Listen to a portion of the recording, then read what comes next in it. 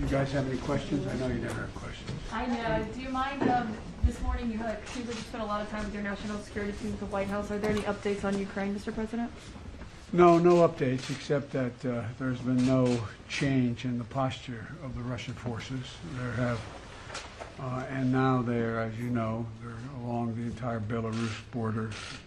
And I made it clear to, early on, to President Putin that if he were to move into Ukraine, that there'd be severe consequences, including significant economic sanctions, as well as I'd feel obliged to beef up our presence, NATO's presence on the Eastern Front, Poland, Romania, etc. And but I see, I was watching one of you on television pointing out the fact that, and I think you got it right, whoever it was, I'm embarrassed, I don't remember who, saying that this is all Putin. I don't think even his people know for certain what he's going to do. Would you ever see yourself personally sanctioning him if he did invade Ukraine? Yes. You would? I would see that. What would it take to trigger the deployment of the 8,500 troops that you've put on high alert? And what's your message to those forces that are on high alert? Those forces on high alert they're part of a NATO operation, not a sole U.S. operation, and I've made it clear to President Putin that we have a sacred obligation, Article 5 obligation to our NATO allies, and that if in fact he continued to build up and/or was to move, we would be reinforcing those troops. And I've spoken with every one of our NATO allies in person, not person, virtually, and we're all on the same page. We've got to make it clear that that there's no reason for anyone, any member of NATO, to worry whether or not NATO would come to their defense. And Mr. President, what about? May I ask you about when you'll make a decision about deploying those troops? What will lead to that? What would lead to that is what's going to happen, what Putin does or doesn't do.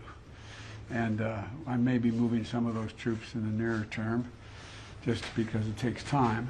And again, it's not provocative. It's just exactly what I said.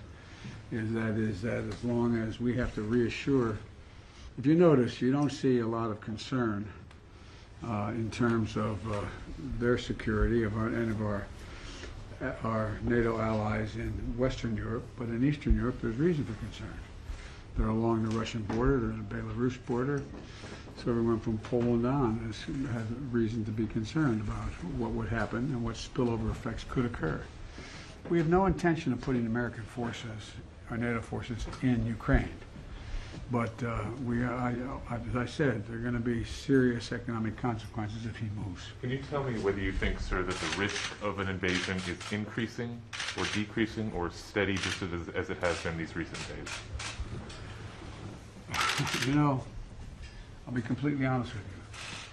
It's a little bit like reading tea leaves. Ordinarily, if we're a different leader, the fact that he continues to build forces along Ukraine's border from Belarus all the way around, you'd say, well, that means that he is looking like he's going to do something.